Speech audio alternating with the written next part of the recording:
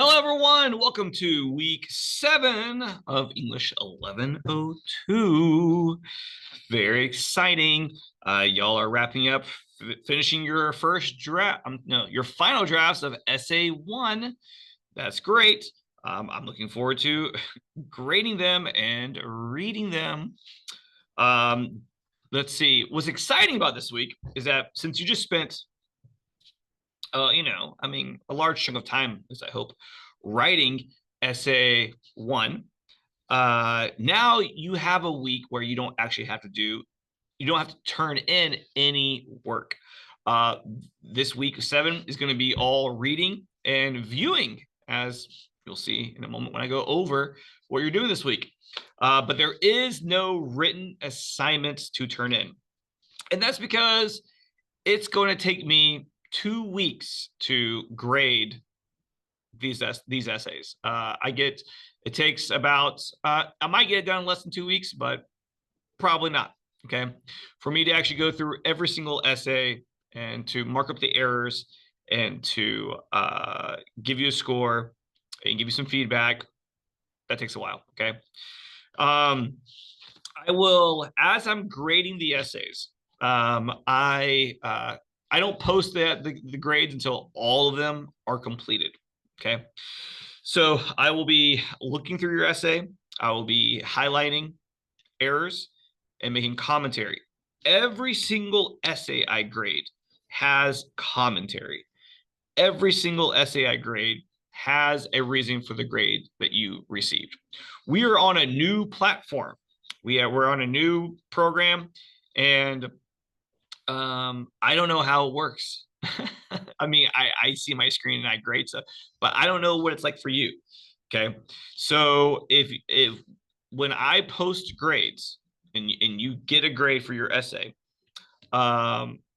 somewhere there's commentary and reasonings for it. Okay. Please don't email me saying, can you tell me why I made the grade that I made? You need to go and look at your submission. If you don't know how to find the commentary because it's a new system, new program, it'd be best for you to maybe call tech support and they can walk you through it. They have not walked me through it yet. I don't have your view, so I don't know how you see the information that I have written and left on your essay. Okay. Now, if you made a 100 on your essay, I probably didn't do anything because you made it 100. Okay. And I don't do a lot of positive affirmation. I don't leave a lot of like, oh, this is great. Way to go. Good job. Because I'm reading so many and I have so many to do, and I'm really hitting errors. Okay. Because that's the most useful for you because you want to fix, down the line, you don't want to make the same errors twice. So whatever errors you make on essay 1, you don't want to make on essay 2. And so it's really important for you to, when you're looking at essay 2 and you have finished essay 2 before you turn it in, you should look at essay 1 and make sure that you don't make the same mistakes because I'm pretty much grading them exactly the same all the time. Okay, following directions and then punctuating, writing titles correctly, MLA formatting, all that kind of stuff, using quotes. Okay, so when I finish finally grading them all, make sure that you read my comments. Okay. This week, we're going to start Unit 2. Unit 2 is a film unit mostly. Okay. Unit 2, didactic literature. We are going to look at, you're supposed to have already read The Ones Who Walk Away from Emilius and then also The Lottery. You are this week going to read The Child in the Basement, which is it's a nonfiction analysis of The Ones Who Walk Away from Emilius. Okay, it adds to it, so you need to read that. How We Rely on Welfare from Poverty by America. All right, check that one out. And then we're going to read Candyman. Okay, you are going to read. I'm not read Candyman. You are going to watch Candyman. 1 second. Okay. You were going to, and I want to talk about this a little bit in the week 7 PowerPoint. You're going to find a copy of online, a streaming online Candyman from 1992, and you're going to watch it. Okay. And then this week, I want you to read your independent novel. Now, look, I see this assignment 9 here on the sheet. I'm going to delete that. We're not doing assignment 9. And actually, I think I'm going to go ahead and delete this. How we rely on welfare from poverty. It's a great book, but I don't think think that's useful for this unit. Okay, this unit is focused on analyzing film, and that's important because planning ahead for essay 3. Essay 3, you are writing about your novel and you're writing about its adaptation. So essay 1 that you just wrote and submitted was all about literary analysis. Essay 2, which I'm going to go over more specifically next week, is film analysis. And essay 3 is a mixture of both. It is your novel and the adaptation of it. Okay, so this for unit 2, all this unit. All right, I really, you need to make sure that you are finishing your independent novel. All right, so I want to focus most of the reading on your independent novel. Okay, so I got rid of. I still want you to have the child in the basement because that one's really important. Okay, so you are going to read this in your textbook, but the other piece that was originally on this assignments and due date sheets, I'm going to take off. We don't need that because this week you need to be watching Candyman and you need to read your independent novel. Okay, because next week I'm going to talk a lot about Candyman. All right, well, let's get into the week 7 notes, which are posted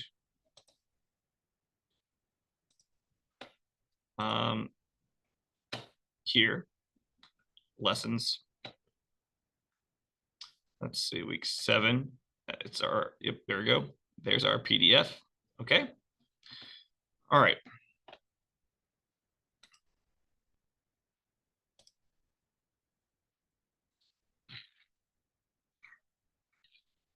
Okay. Week 7, didactic literature and film. So didactic is a term that means instructive. Speaking, writing, or showing someone how to do something is didactic. Didacticism is defined as the type of literature that is meant to instruct or teach something. Didactic stories in film are really, really focused on theme. Okay, theme. And we've already kind of discussed what theme is.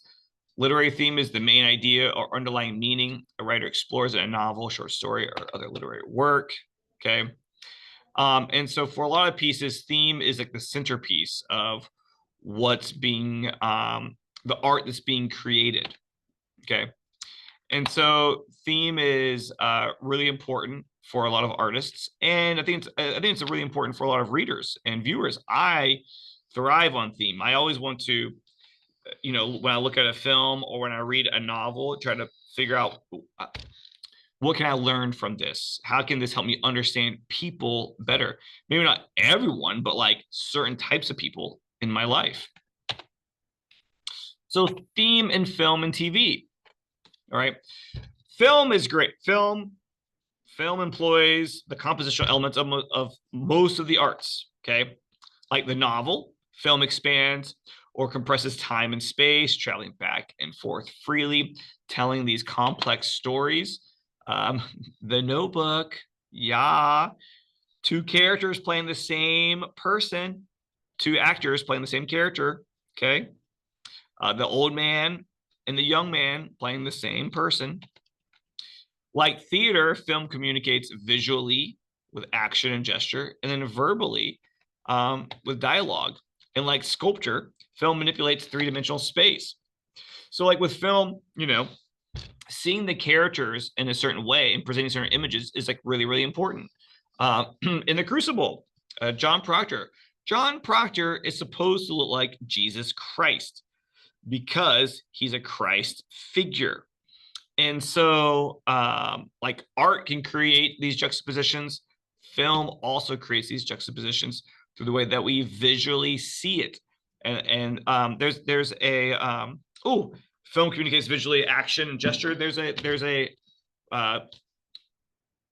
is a frame from the film Cold Mountain where you have this hero, Inman, dying, and I mean it's the 1800s. Yeah, he looks like he's wearing clothes from the 1800s, all that stuff, right?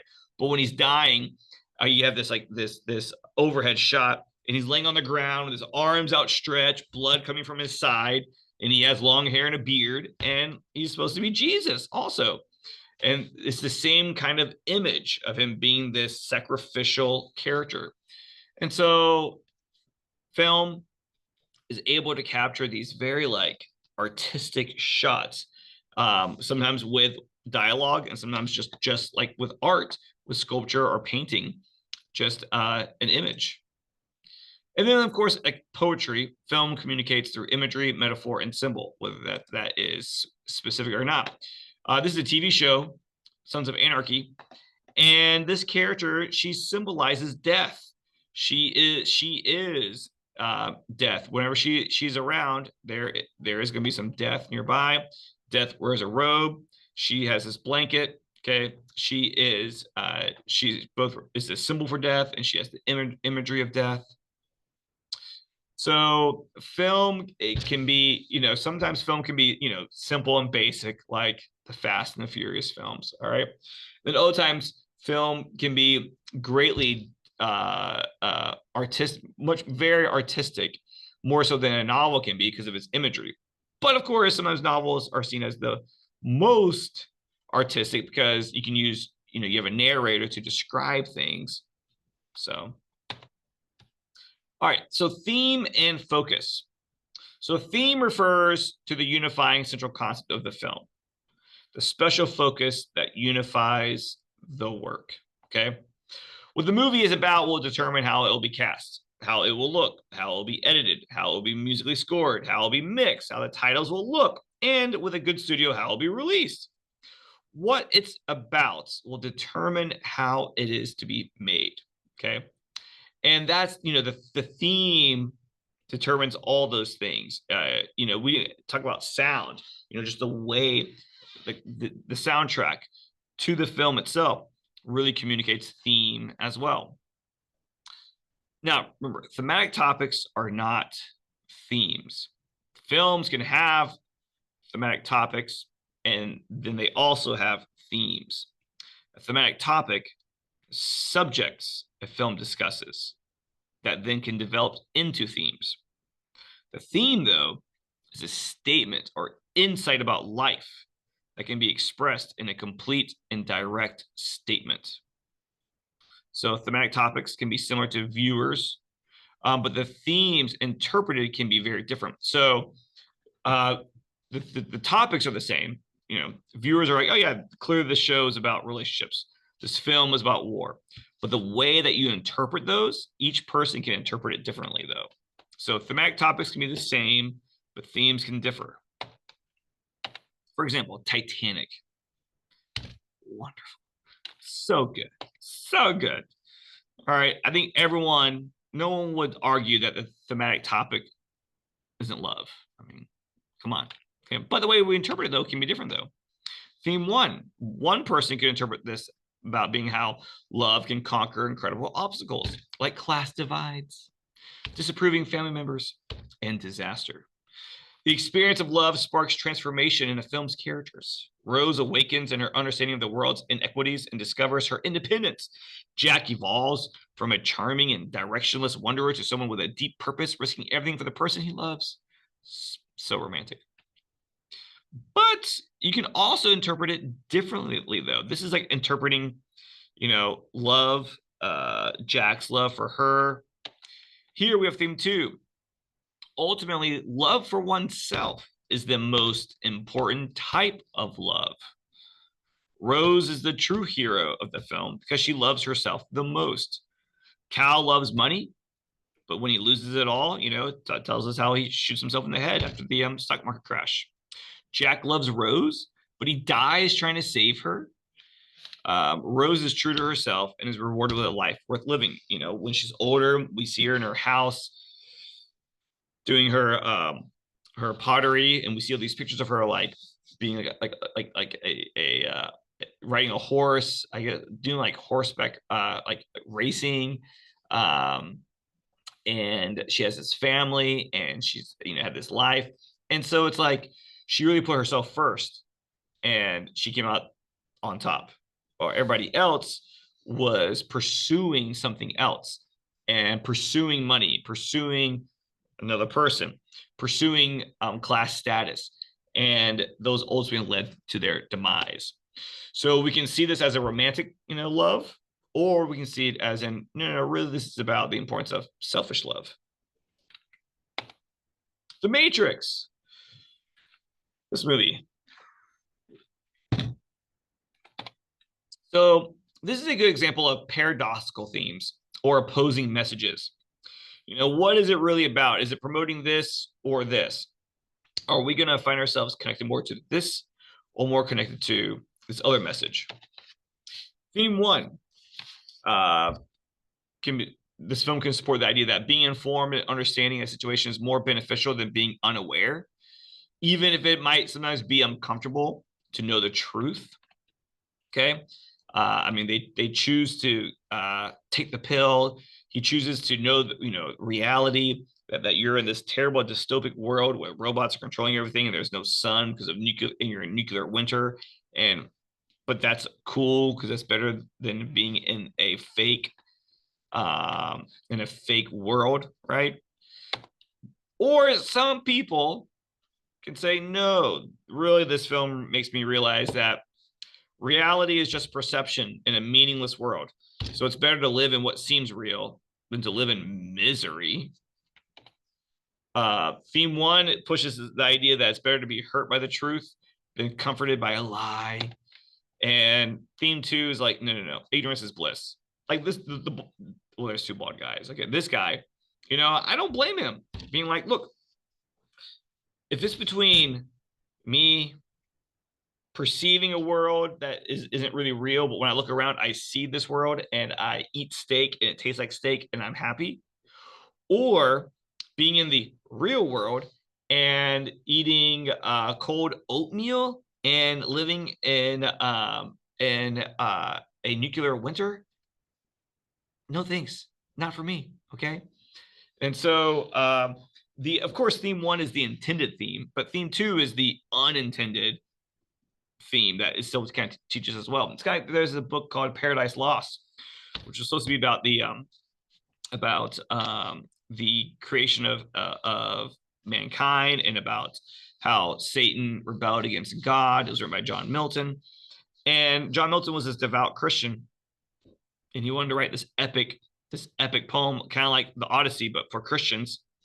And the Satan is supposed to be the antagonist of the book, but many people, after reading the book, fell in love with the Satan character and found the Satan character to be far more relatable than the other characters in the book. And a lot of people who read it were like, well, I don't blame Satan because really he just felt rejected. He was the favorite. He was the favorite son, and then it felt like he felt like he was being replaced.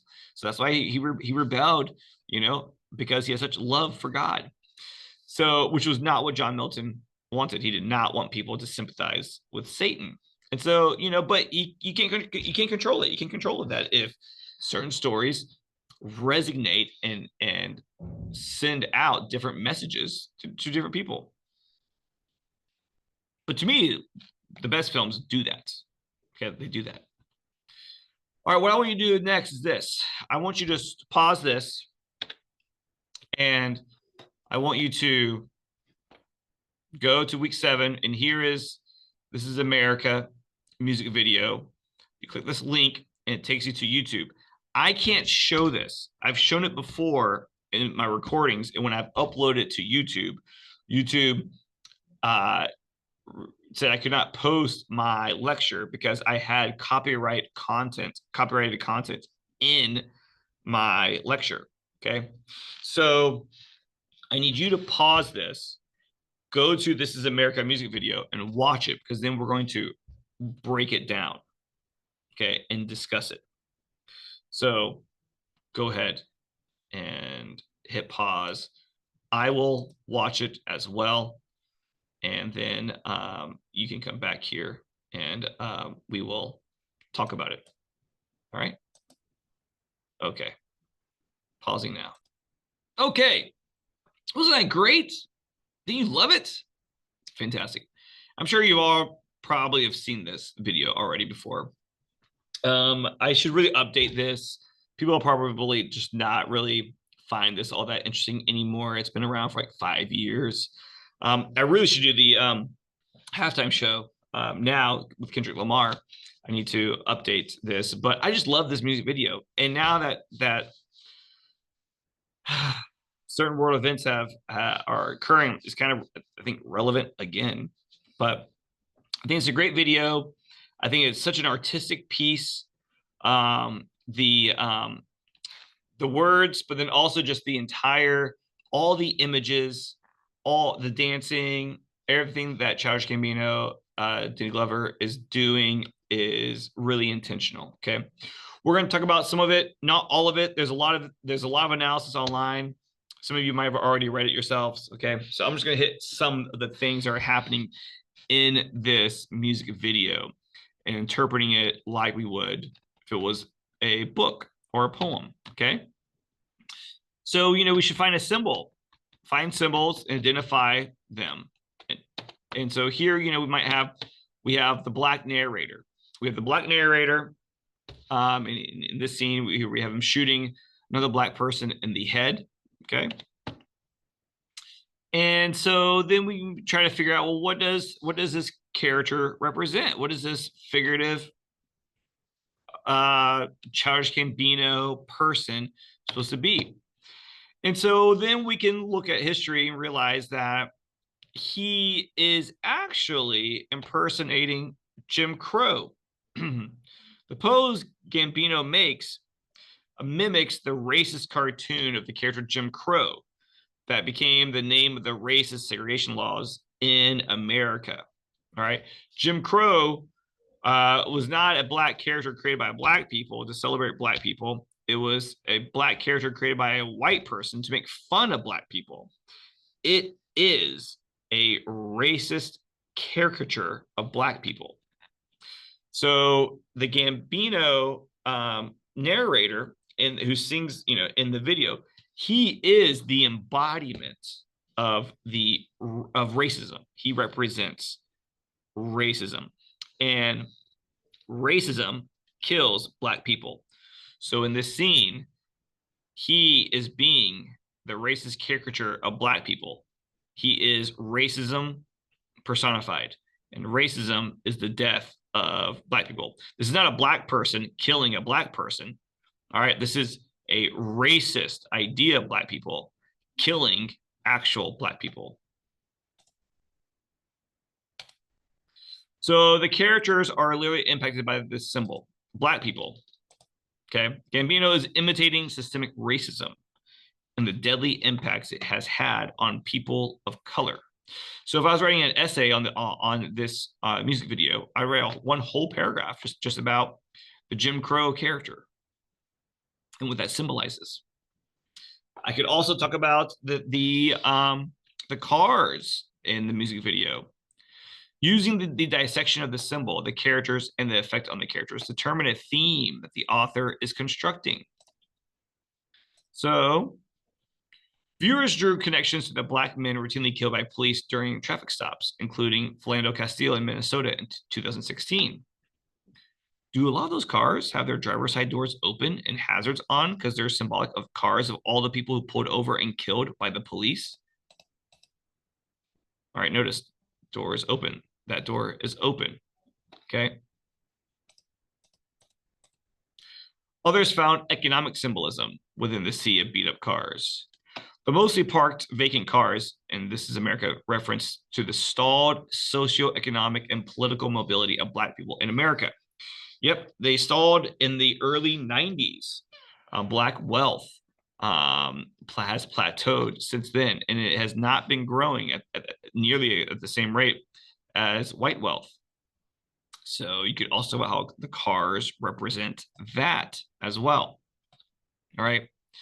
So then there are other symbols throughout the dancing, the guns, the choir singers, why the kids are in their school uniforms dancing around him while all this chaos is happening. All this is symbolic of life in America for many people of color. And this is the same that he's trying to make. The failed promises, the police brutality, all this comes from just the visuals of the music video. Okay, this all very intentional.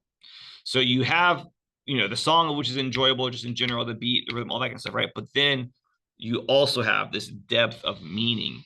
And so that's what we're exploring in this unit of how you can analyze the visual artistic expression in film and TV, and to make as much of a literary interpretation as you would a short story or a poem or a book. Okay. This week, while you're doing that, watching the lecture, you're reading The Child in the Basement. Okay. You're not going to do that. Don't worry about that one. I'm going to mark that one out.